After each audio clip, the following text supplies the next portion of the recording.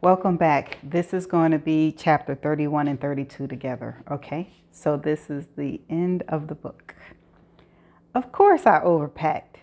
I need to buy things for the twins after Jackson tried to weigh them so I could figure out what US size to buy, even though he and his wife insisted it wasn't necessary.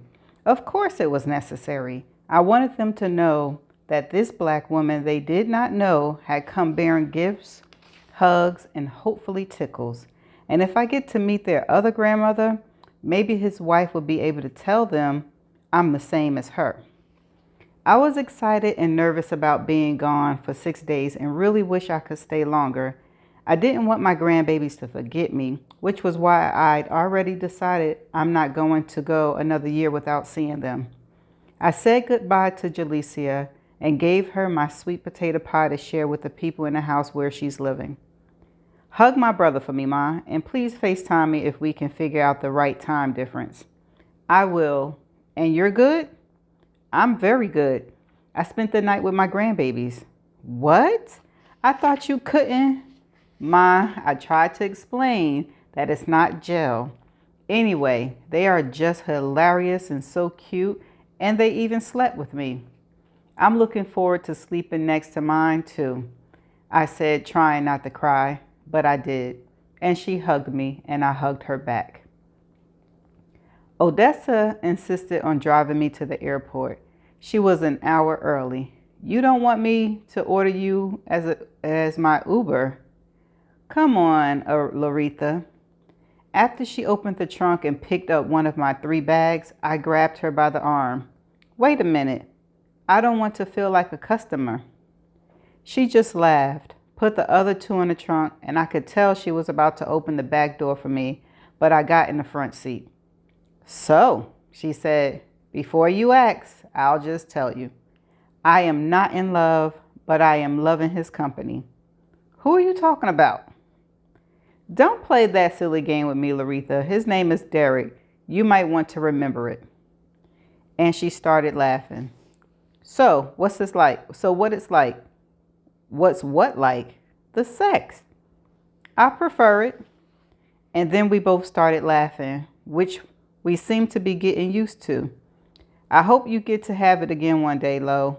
Carl would want you to, and we all agree. Who is we? Ma, all your girlfriends, and your daughter. Did you all get together and talk about my sex life without me? Maybe. Anyway, I'll just say this. You've come full circle and it makes me very happy.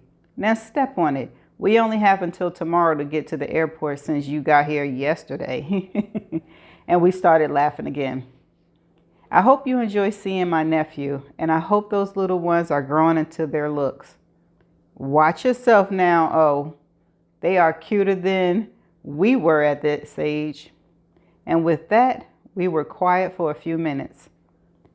I'm also happy Jalecia is doing well. You know I knew depression was her issue all along. And how would you know that, Odessa? Because she's not the only one in the family who's been struggling with it. I turned to look at her. You? Yes, me. I wasn't born mean, Lo, but it was the reason why my husband left me. Little did I know. And not to sound like a hypocrite, but it was the reason I turned my life over to God. Anyway, back then, there was no name for my moods. And when I was finally diagnosed, it wasn't something you just told everybody. So I didn't. It's only been the past 9 or 10 months that I finally found the right doctor and was prescribed the right medication. Why didn't you at least tell me, Odessa? Because I didn't want you to feel sorry for me. Sorry? Or be angry with me? I squeezed her thigh. I think we're all finally trying to set sail, Odessa, and it feels like the wind is blowing in our favor. And we didn't say another word until she pulled up in front of Japan Airlines, and I insisted that the Skycap take all the bags out and carry them inside. My sister and I hugged each other hard and kissed each other on both cheeks. Have a safe trip, she said, and when you come back, I hope you can say something in Japanese. It is tomorrow morning in Tokyo. Of course, the flight attendants are all Japanese and their skin is dewy, their lips are red, and they're all pretty and short. I want to see how they reach to help you with carry-ons, but I won't be staring. Yes, I will. I was still 5'7" when I had my last physical, and I've been wondering when I was going to start shrinking. This plane feels like I'm in one of those space movies where everything looks like it's in the future. I could be on my way to the moon. I do not have a carry-on and am asleep before we take off. When I wake up, I don't know where I am. I press the call button. I eat the savory teriyaki beef I order along with a cup of hot water and lemon, something I would never drink at home, but I might start. Dessert? No thank you, but thank you. I am now wide awake, but most people here in business class have their black eye masks on.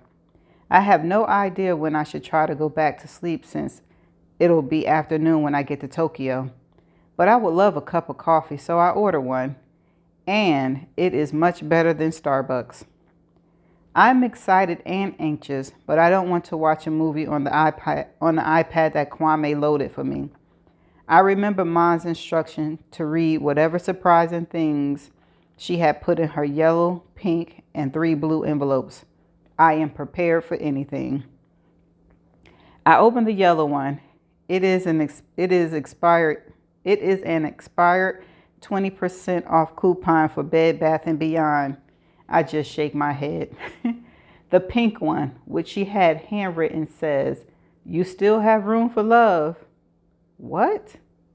The first blue one is a picture of a gorgeous and sexy 70-year-old model, Mae Musk, that says, "I am what I make up."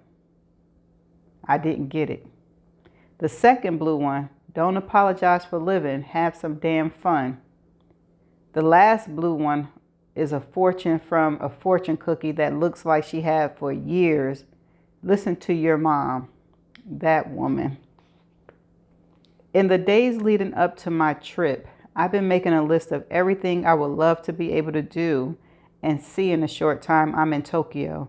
Even though Jackson told me he had quite a few must-sees and do's, I had to remind him that technically I was only going to have 5 days of daylight hour there. There were things I wish I could see that I won't be able to, like those plums and peach blossoms, because I had missed spring and read that in Japan the seasons are like clockwork. So I narrowed it down to this. 1. Ginza, the famous shopping area where they close the street to traffic on Sundays, even though I have a problem with crowds. Mount Fuji. 2. Mount Fuji. 3. The Mija Shrine, which everybody who has ever been there swears it's a must-see. According to the descriptions, they say it will feel like a mystical forest, but so long as it doesn't make me feel like Judy Garland in The Wizard of Oz, I'll be okay. I should put this on the bottom of my list because most shrines scare me, especially the ones in New York City. 4. Hot springs. No, I forgot. We have one in Palm Springs, which is only a 2-hour drive, and it's not cheap. 5. The NTT Docomo Yoyogoji building, one of the tallest skyscrapers that look like the Empire State Building, which I have not seen in almost 30 years. 6. The statue that dog Hachikyo, so I can show the pictures to B.B. King and Billie Holiday when I get home. 7. Ride that bullet train, but not that Hello Kitty one, if at all possible. I just want to know what it feels like to go 200 miles an hour on a track, but you couldn't pay me to do this on Amtrak. 8. Disneyland, if I just have to, but this is where you have to take your grandchildren, especially when they can't really talk that much. 9. Walk up and down the busy and quiet streets, but especially Not going to attempt that street. The beautiful and serene Japanese garden right in the middle of the city. And 10. I would love to see an American movie with Japanese subtitles. Jackson said in Japan, they do not walk out of the theater until the very last credit to show respect to everyone who helped make the film. He said when he saw Black Panther, it took almost 3 hours before they were able to leave. This would be enough for about 15 days, but I will not be heartbroken if I only get to do or see 3 or 4 of them. I came here to spend time with my son and his family, even though he's the one who told me to make a list of everything I wanted to see. But he is on the top of this list. Okay. Jackson does not have a car because he said they were unnecessary, which was why I begged him not to bother coming to meet me. It's over an hour's drive, but he told me not to take a taxi because it was cost prohibitive.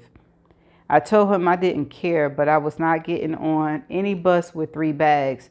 So when I found out they had Uber, I took it, which was a van that I had to share with 4 other people.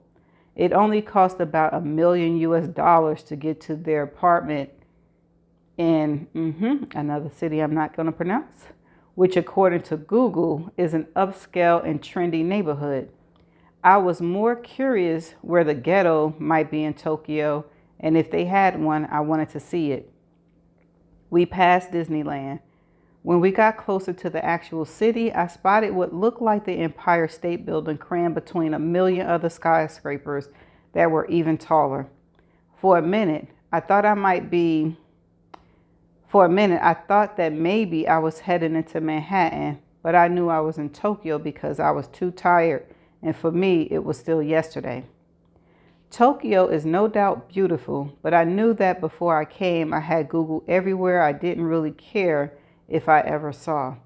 And when the Uber van finally stopped in front of my son's 2-level apartment, there was my tall chocolate son standing close to the curb with his arms crossed next to a yellow ginkgo tree. My friends in the van said goodbye in their native languages and waved to Jackson, who waved back and said something in Japanese. He helped the driver set my bags on the sidewalk. Then he stared at me a few long seconds, kissed me on both cheeks, and hugged me like he hadn't seen me in 100 years. Hey, Ma, he said, and sounded like he did before his voice changed. You look prettier in person than you do on FaceTime. Was your trip okay? Do I look like I'm alive? I asked and pushed him with all the love in my tired hips. And then I hugged him again like I hadn't seen him in 100 years. So, this is home, I said. For now. What? I'll tell you later. He grabbed the 2 big pieces of luggage, and as I picked up the other one, he got a stern look on his face and said, absolutely not. I'll come back and get it. It's safe right there. So I walked up the steps. When he pushed open the door, he took his shoes off, and I did too. I put them right next to the 2 pairs of Hello Kitty tennis shoes and a pair of cool orange sneakers I knew had to be his wife's. Welcome to Tokyo, I heard. And when I looked up another level of stairs, standing there were the twins, who already looked to be about 3 feet with long black hair, and their mother, who was even prettier in person. By the time I got to the top step, I realized the twins looked just like his wife. I felt bad for thinking they weren't that cute, but we all grow into our looks. I was nothing to scream about when I was their age. Hello, Nana, they said simultaneously and in perfect English. When I got to the top landing, I was crushed by hugs around my hips and upper arms, and I said, hello, daughter and granddaughters. Finally, I get to meet my other mother in person. Maybe you and Jackson should get married again while I'm here, and I'll give him away. She laughed, and I hugged her while the girls took me by the hand and led me up more stairs. What a crib, as the young folks say. It looked like an ad for a magazine, except I couldn't help but notice that every piece of furniture was low, which was why when I went to sit down, I got a catch in my back. And over the next few days, I would wonder if Jackson got tired of ducking under the doorways or if he ever missed. When they took me down the hall to my room, the bed was on the floor. Everything was low, but I liked it. Ma, Jackson said, ducking his head in the doorway, do you need to lie down for a bit? If so, I can close the door so the girls won't bother you. But it was too late. They had run around him, hopped on my bed, patted it, and said, sweet, which was exactly what we did for an hour. When I opened my eyes, they were staring at me. Hey, Nana, they said at the same time, and then pulled me out of bed. Wait, I said, and they stopped dead in their tracks. Nana brought something for you. Legos? Nikes? I just shook my head while laughing because for some stupid reason I wasn't expecting them to even know what these things were. I know they're bilingual, but Lord have mercy. I walked over and got the bag with all of the things I brought and took the girls out into whatever room this was, which was when I heard Jackson say something to his wife in Japanese. She said something back to him in Japanese, then turned to me. Jackson wondered if it would be okay to take you out for dinner, but I said I would much prefer to prepare a traditional Japanese meal on your first night. How does that sound, Ma? She just called me Ma. I loved it. I would love to taste your cooking, sweetie. Sweetie, the girl said simultaneously. Sweetie. I can help. You can't because I won't let you. Would you like some hot tea or sake? Sake? Tea, Jackson said. How long have you been speaking Japanese, Jackson? I had to learn when I got my first job here. I took a crash course, but when everybody else is speaking it, you catch on fast. I love this language. I gave him thumbs up and the girls did the same.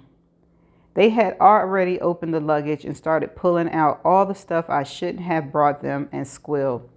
They ran over and hugged me like they might not ever see me again, and then grabbed me by the hand and pulled me upstairs where the kitchen and dining room were. Things are different in Japan. And while the girls played, his wife told me about her family, and I told her about mine. She told me why she fell in love with my son, and he told me why he fell in love with her. She prepared something amazing that I never tasted in a Japanese restaurant in America before. So, you have your tourist list then? Jackson asked. I do. Throw it away. We know the best spots for tourists. What about black people? We are black, the girls said at the same time. And Japanese, they said. I was tired again, and after I was given a tutorial of how to turn on the shower, I realized I should have asked how to flush the toilet, which looked like a rectangular computer screen on top of a tank. I just pressed a few controls and was surprised when the seat started heating up. In fact, I actually jumped up and started laughing because I remember growing up when Mom used to accuse me of being hot in the ass. I thought I had gotten it back.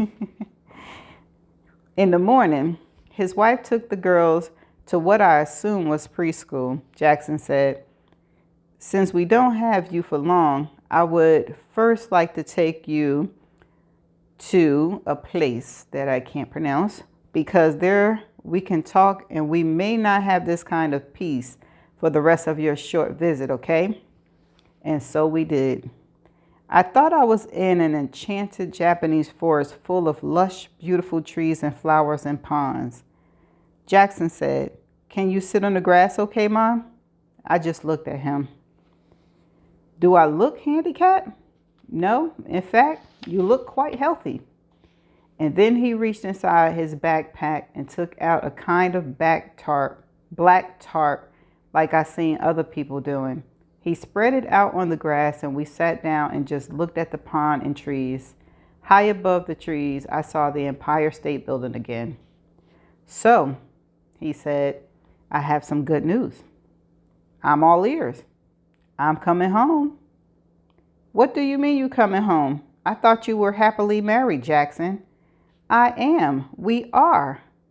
And my wife, Mom, is coming too. Can't leave her here or she'll be all alone.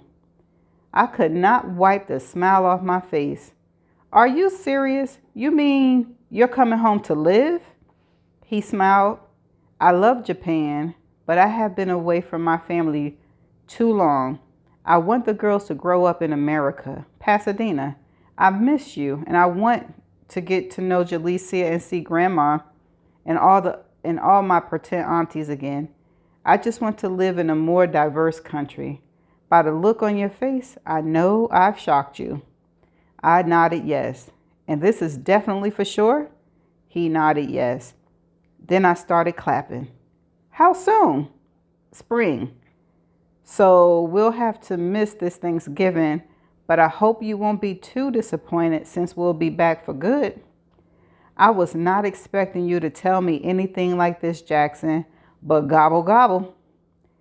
And instead of a hug, I gave him a hard high five. For the next 4 days, we did number 1, 2, 6, 7, and 9. And thank God we did not have to go to Disneyland. On my last day, I met his wife's mother, who spoke very little English. She is 65 but looks 50. Her skin looks like gold satin. Maybe she should bring some of this water with her when she moves to Pasadena. With all this good news, as much as I enjoyed seeing my son and my daughter-in-law and my grandchildren, I was ready to go home. Not because I was bored, I was exhausted. And one thing had become clear: I'm too old to jet ski. I also want to sleep in my big bed with a thick mattress and my fluffy duvet. I want to eat American food. I want to be able to read the signs. I want to see Black people, see Mexican people, some Chinese people, and some white people. I want to see some tall people. And there are too many people in Tokyo, too many cars. And again, Tokyo is beautiful, but so is Pasadena. And knowing that my son and his family will soon be living in America, next time I'll play tour guide. And I'll even take Akina and Akari to the real Disneyland. Okay, so that's the end of chapter 31. I didn't expect Jackson to say he was going to come home, but he's coming home. Okay. Chapter 32. Everybody who could drive offered to pick me up, but I didn't want to talk since it was 2 o'clock in the morning. So of course I Ubered home. At the rate I'm going, I may never drive again. At first, B.B. King and Billie Holiday pretended like they didn't recognize me when I walked in the front door, but then they decided it wasn't worth being nasty just because I went on vacation, and realized it would be in everybody's best interest if they had an attitude adjustment, which was why B.B. almost knocked poor Billy against the oven to get over to me first. I couldn't tell if the sound he was making was joy or where the hell have you been, and you could have told us you were going on vacation. But apparently they decided they were grateful I was back and licked both of my hands. When I heard Kwame come out of Jalecia's room, he looked a year older. What he doing coming out of Jalecia's room?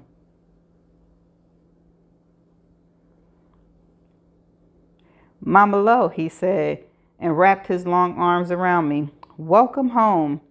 But I wish you would have let me pick you up. Oh, wait a minute. Jaleecia's not there. I was getting ready to say. I take that thought back. Jackson said you had a great time, but you didn't get a chance to do as much as you wanted to. I did plenty. Even went on a train that did 200 miles an hour. Get out. That is so unnecessary. This is just one reason why I'm afraid of foreign countries, he said. I did not say another word. I was just glad to be home. I forgot to buy souvenirs. When Jalecia asked, Ma, you didn't bring back one thing to prove you even went to Tokyo? Well, yes, I said. Then where is it? Well, Jackson is bringing his adorable little girls and wife and his mother-in-law back home next spring for good. And I'm sure he'll bring a few souvenirs. How's that? Seriously, Ma? Jackson is really coming back home? Yes, he is, just like the rest of us. I see what you did there. When I walked into Corinthia's hip hop class, I thought I was seeing things. First of all, Henry was here. So were Lucky and Joe. I knew none of them had an ounce of rhythm, but I gave them credit for coming. There were a lot of new bodies, and I looked around but didn't see my dancing buddy James, who usually beat me here. I was not only disappointed, but I was also a little worried. Okay, she got some feelings. Okay, everybody, let's warm these bodies up, Cole said, and pressed play. I wasn't sure who this singer was, but my arms started swaying the way they were supposed to. Lucky, who had on black leggings with a flare skirt over them, waved to me. But Joe, who was in sweats and baggy sweatshirts, was totally engrossed, like he meant business. I waved back to Lucky and gave her a thumbs up. Do I get thumbs up too, Miss Laretha? I heard James ask. Okay.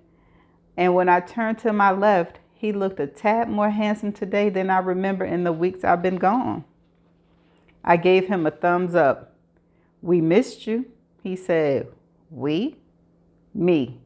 Really? Really? He said.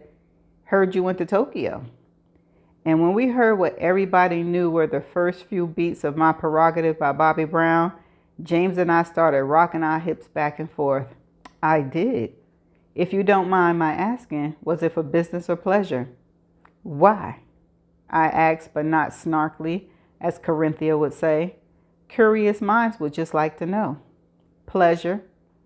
Did you have fun?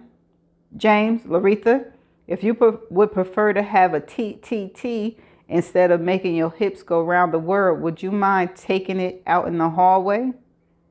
We tried not to laugh and moved a little farther apart so we would not be tempted to have another tee-hee-hee.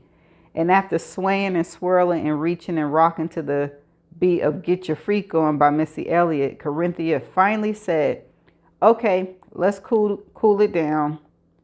And when we saw her slowly swaying her hips back and forth, and then heard her singing into the microphone along with Tina, left a good job in the city, working for the man every night and day, I never lost 1 minute of sleep.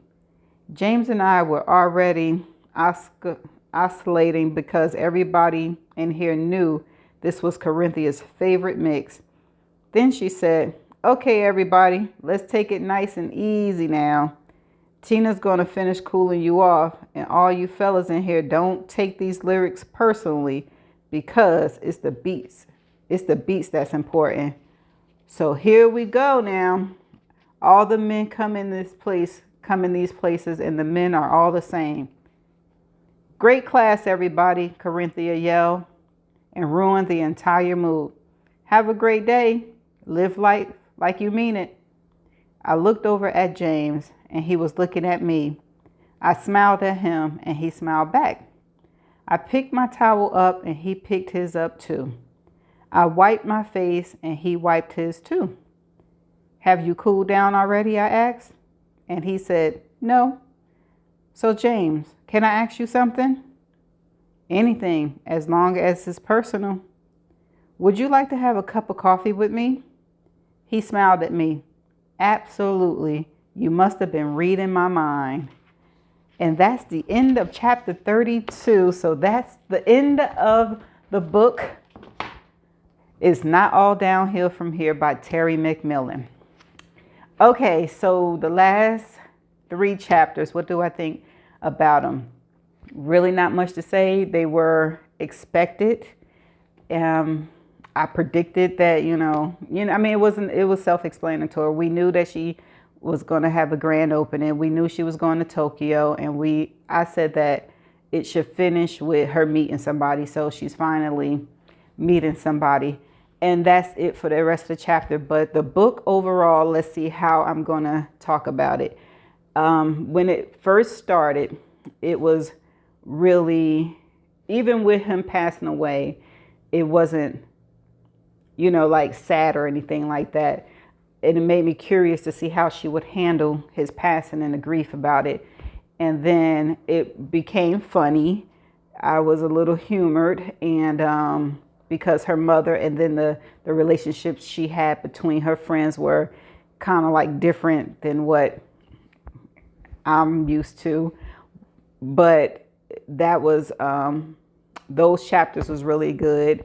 And then it started getting a little, I can't think of the word that I want to say, but especially when it was death after the death, I was just like, that's a lot of death. And I hope they move on pretty quickly about it, which they did. And then there was the fact, even though I was getting a lot of information and stuff like that about how to do your health, her not taking it serious, not taking it serious, or some of her friends also not taking it serious as they were getting older. I was concerned. I was like, I hope they really start taking care of themselves. But at the same time, I was like, girl, you ain't doing it either. So this book really motivated me to get myself together. Like I said in a previous chapter, I'm 52, about to be 53. My doctor only want me to lose 10 pounds by June. So what am I waiting for? So I'm going to stop, pushing that off. And some of the book touched me with my family and things like that, because we don't talk. And I feel like I can talk to everybody in my immediate family, meaning my brothers and sisters, but for some reason they don't want to open up to talk, because if we open up to talk, we would know a little bit more about each other. However, I don't judge, or I don't think that their life is some way or like that. We're all human, we're all adults. But that part in there was, I felt that part. And let me think. It was a lot of other things. I didn't take any notes, but I can't remember them all. But it was mainly the health issue and how Terry McMillan just drilled in you, take care of yourself, take care of yourself. And then she also touched on a part of mental health, depression, and how a lot of people don't like to talk about it because they think that they could self-medicate, and they don't really do the self-medication correctly and refuse to get help. And it's okay. It was she wrote like, it's okay to get that help. And that's a part that I appreciated too. Although I don't deal with it myself, but I have family history that deal with it. And I want to say majority of the family is just like, we're not dealing with it. But some do, some don't. Let's see, anything else? At first, Peggy was getting on my nerves, and I didn't like the way she went about things. I think if she knew, she should have been told Lo, so Lo could get help for her daughter. But I guess in due time, things went the way they were supposed to go. And I was happy that her daughter, Jalecia, finally took some help and got herself together, because I don't know the struggle, because I don't have the struggle, but I've seen it. So I know there's a struggle, and I understand the struggle. And let me think. So that was probably 50%, or maybe, I want to say maybe 75% of the book. But then I felt like the book went down, not downhill, like it was bad, but it was kind of like, it seemed like every time a book starts and it's really good, it seemed like the pattern or the thought of the writer just changes. And in this book, I felt like it changed a little bit, and I didn't have much to say for the remainder of the chapters. And it seemed like it's almost like it was a deadline to finish the book. And so they just was like, let me just throw some stuff in there. And I just wish, I guess you can't prolong all of that type of stuff, but I just felt like some other things could have just replaced the rest of the chapters. So that's my take on it, my review on it. And if I wanted to, I'm going to rate it. What I'm going to rate it out of 5 stars, I'm just going to give it a 4, honestly. I was kind of going 3.5, but I'm going to give it a 4. And that's my rating for the book. And so the plot, that includes the plot, the writing, and the engagement and how it kept my interest. So yeah, I'm gonna say 3.5 to 4. All right, so enough of me yibbering yabbering. I am going to make another video on the questions and topics for discussions that they have in the back of the book. And they have 11 questions. So I'll make another video on that one, and feel free to let me know what you think about this book. How do you feel about it? And if you can give me your rating on it in the comment sections below. But that's it. That's the end. And I want to say thank you so much for listening. There will not be a book for April because I'm going, I'm going to read a month, then I'm going to skip a month, and I'm going to read to myself, and then I'm going to come back on camera and read another book. And I think it's going to be 6 on camera and 6 off camera. So this make book 2 on camera. And I have this week to read another book or listen to another book so I can be on, on stride for my 12 books for the year. So with that being said, again, thank you so much for listening. You all have a great day, and I shall see you next time. Bye.